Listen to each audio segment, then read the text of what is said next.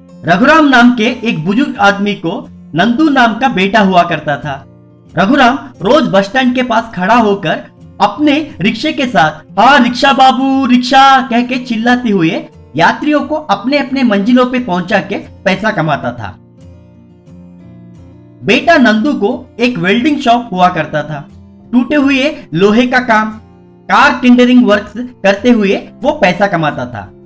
एक बार रघुराम नंदू से, अरे नंदू, मैं बूढ़ा हो गया हूं, दिन ब दिन इस रिक्शे को चलाना मुश्किल हो रहा है। अब के बाद घर की सारी जिम्मेदारी तुझे ही देखना होगा बेटा। ठीक है पापा, मेरे वेल्डिंग के काम के साथ साथ आपका ये रिक्शा भी चला के पैसा कमाऊंगा। अगले दिन नंदू हाँ रिक्शा बाबू रिक्शा कह के चिल्लाने लगा। तब एक परिवार उसे सड़क पे दिखाई दिया। सर, कहां पे जाना है? रेलवे स्टेशन जाना है भाई। बैठिए सर, पर हेड 20 रुपए कह के उन्हें बिठा के रिक्शा चलाते वक्त नंदू मन में, बाप रे, इसे चलाना तो बहुत मुश्किल हो रहा है। इतने दिनों से न जाने मेरे पापा कैसे चलाते थे, पता नहीं। क्यों भाई, इतना आहिस्ता चला रहे हो? जल्दी चलो। तभी तो मैं बोलती थी ऑटो में जाएंगे, किसी ने मेरी बात ही नहीं सुनी। वैसे नंदू बड़ी ताकत लगा के रिक्शा चलाया और उन्हें रेलवे स्टेशन में छोड़ दिया। उस दिन शाम को नंदू घर पे, पापा, इतने दिनों से आप उस रिक्शे को कैसे चला पाए? उसके बदले में एक ऑटो खरीद तो सकते थे। ऑटो खरीदने की हैसियत अगर मेरी होती तो मैं नहीं खरीदता क्या? वैसे भी मुझे जो भी पैसे आते थे वो घर के खर्चे के लिए ही हो जाता था। बिन माँ का बेटा है, तुझे वो एहसास कभी ना दिलाने के लिए मैं मेरे पैर घिसने तक चलाया। किसी चीज की कमी तुझे ना हो सोच के मेहनत किया और तुझे इतना बड़ा बनाया। अगले दिन नंदू उसके दोस्त यशवंत के साथ चौपाले में बैठकर गप्पे लगाया। क्यों रे, ये रिक्शा का व्यापार कैसा चल रहा है? मेरे पापा इतने दिनों से कैसे चलाए पता नहीं चल रहा है, बहुत मुश्किल हो रही है। वो लगेज, वो लोग चढ़ा के चलाना मतलब बहुत मुश्किल काम है भाई। आजकल के जमाने में रिक्शा कौन चला रहा है बोल? वो सब ठीक है, मगर तेरा व्यापार कैसा चल रहा है? मेरा क्या है भाई, बाइक रिपेयर शॉप है। सब पुरानी गाड़ियां, ग्रीस, पुरानी बाइक वगैरह छोड़ के ज्यादा कुछ नहीं है। पुराने बाइक वो क्या है? मेरे शॉप में हमेशा पुराने बाइक्स आते रहते हैं। उन पुरानी बाइक्स के इंजन की मरम्मत करके सेकेंड हैंड बाइक्स के तौर पे बेच देता हूं। तो नंदू को तुरंत एक उपाय सूझा।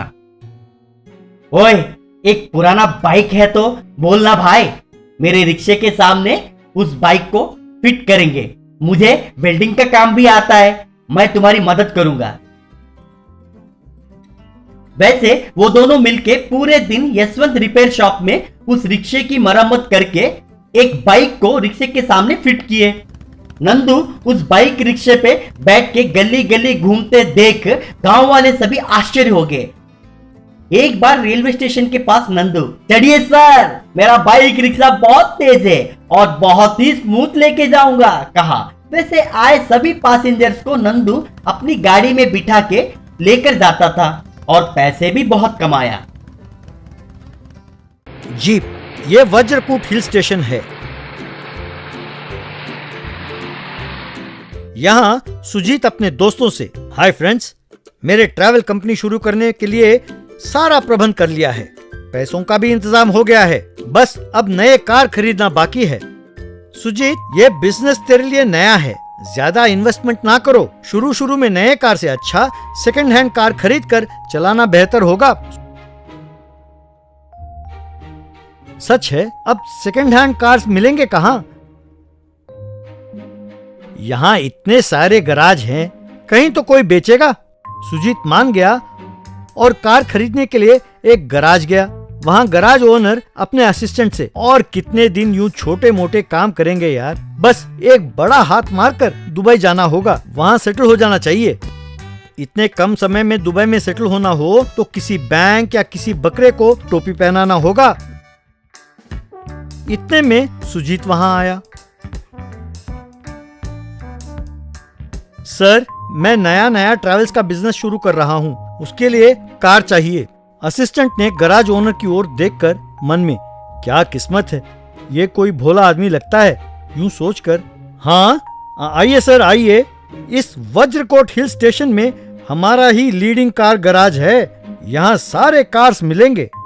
कार किस लिए सर, जीप लीजिए, हिल स्टेशन के लिए यही सही रहेगा। सब कार यूज करते हैं पर जो कंफर्ट जीप में है वो कार में नहीं है सर। ऊपर से मेंटेनेंस फ्री है पर थोड़ा ज्यादा खर्च होगा। कहते हुए असिस्टेंट की ओर देखकर कितना बोलूं, 40,000 बोलूं कहकर धीरे से पूछा।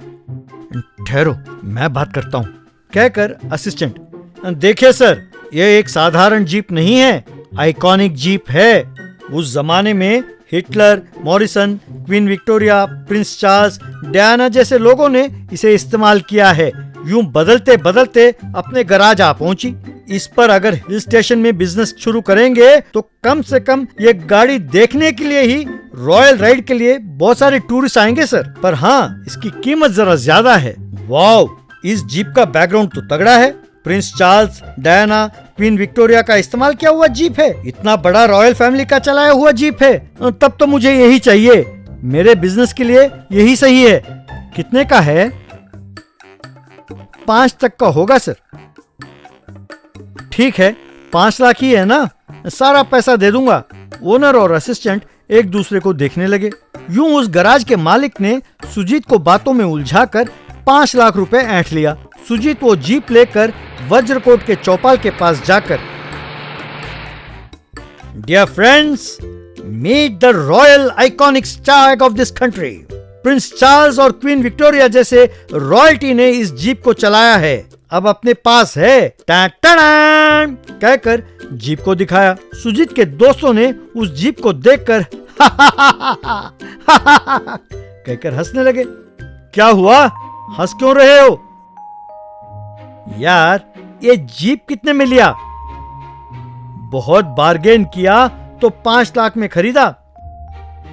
अरे पगले, कभी क्वीन विक्टोरिया या प्रिंस चार्ल्स को जीप चलाते हुए देखा है तुमने? ये जीप मेरे मामा जी का है, पिछले साल इसे 40,000 में बेचा था, तुझे किसी ने उल्लू बनाया है। ये बातें सुनकर सुजीत बहुत दुखी हुआ। ये क्या, शुरुआत में ही ऐसा मैं ठगा गया? लगता है मैं इस बिजनेस के लिए ठीक नहीं हूँ।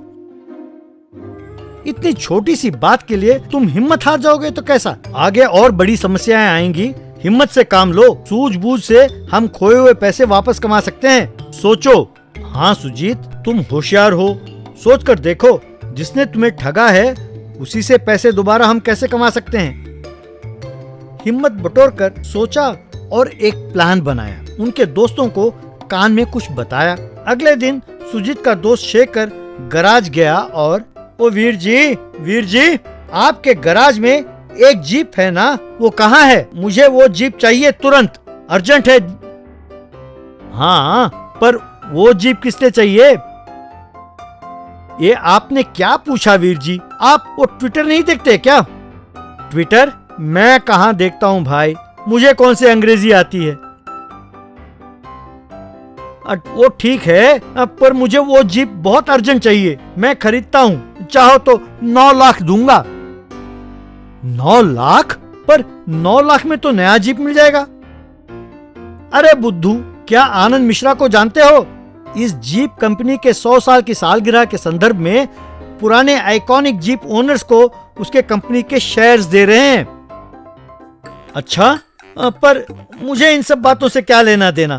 मैं तुम्हें जीप दूंगा पर तुम्हें 9 लाख रुपए देना होगा। अरे वीर जी, चाहे तो एडवांस 30,000 रुपए ले लो, पर गाड़ी मुझे जल्दी मिल जाना चाहिए, कहकर चला गया। अरे वाह, अब मैं दुबई जा पाऊंगा, कहकर उछलने लगा। पहले ये तो पता करो कि वो जीप कहाँ है। उस सुजीत को फौरन फोन करो। ओनर ने सुजीत को फोन किया और जल्दी से गराज आने को कहा। सुजीत जीप लेकर गराज आया।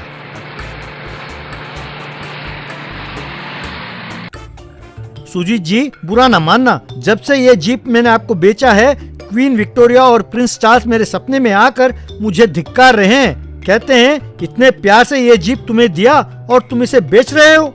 मुझे बहुत दुख हो रहा है, मैं बहुत सेंटिमेंटल हो गया हूँ, मुझे लौटा दीजिए प्लीज। अरे ये क्या कह रहे हैं सर, आज ही बोनी का एक ऑर्डर मिला है, वज्रकूट हिल स्टेशन से आसपास के इलाकों में घूमने के लिए 1 हफ्ते के लिए मैंने 30,000 रुपए में डील को फिक्स किया है। अरे वो 30,000 मैं दूंगा, मुझे दे दीजिए। वो तो ठीक है, पर बात रह जाएगी ना। ठीक है, पर क्या तुम मेरा 5 लाख भी मुझे 30,000 के साथ दे दोगे? यानी कुल मिलाकर 5,30,000। ठीक है सर, आपके 5 लाख और 30,000 दोनों देता हूँ, कहकर उसे पैसे दिए। पैसे देते हुए, सर आप बहुत अच्छे हैं, पर मेरा एक मशवरा है। आप बहुत भोले हैं सर, थोड़ी दुनियादारी सीख लीजिए सर। आप जैसे के रहते हुए हमारा धंधा खूब चलेगा, कहकर पैसे दे दिए। सुजीत वो पैसे लेकर चला गया। अरे वाह, मैं दुबई जा रहा हूँ, कहकर उछलने लगा। बहुत उछल लिए, अब मेरा क्या होगा? तुम तो दुबई चले जाओगे और मैं क्या करूंगा? मैं दुबई जाने के बाद तुम्हें भी ले जाऊंगा यार, कहा। तो दोनों एक साथ उछलने लगे। थोड़ी देर बाद ओनर ने शेखर को फोन लगाया। हाँ शेखर जी, जीप तैयार है, वो 9 लाख तैयार है ना? वो सॉरी वीर जी, अभी अभी आनंद मिश्रा ने ट्वीट किया है कि ये सोचकर कि इनकम टैक्स के प्रॉब्लम्स हो जाएगा, उस स्कीम को उन्होंने कैंसिल कर दिया है। शाम को आकर आपसे मैं वो एडवांस पैसे ले जाऊंगा। क्या? अरे पर ऐसा कैसा? आपका स्कीम कैंसिल हो गया तो आपका 30,000 भी कैंसिल। ठीक है, कोई बात नहीं, क्या कर सकते हैं, आप ही रख लीजिए, कहकर फोन काट दिया। कोई बात नहीं कह रहा है, पर ये हो क्या रहा है, कहकर दोबारा फोन लगाया। इस बार सुजीत ने फोन उठाया। वीर जी, आपने कहा कि वो जीप बहुत सेंटिमेंटल है तो आपको दे दिया। अब क्या दुबई जाना है? अब मेरे ट्रैवल्स आइए, मैं आपको दुबई भेजता हूँ। वीर जी एक मशवरा है, आप इतने भोले हैं, कहकर फोन रख दिया। ओनर और असिस्टेंट समझ गए कि उनसे धोखा हुआ है और उन्होंने सिर पकड़ लिया।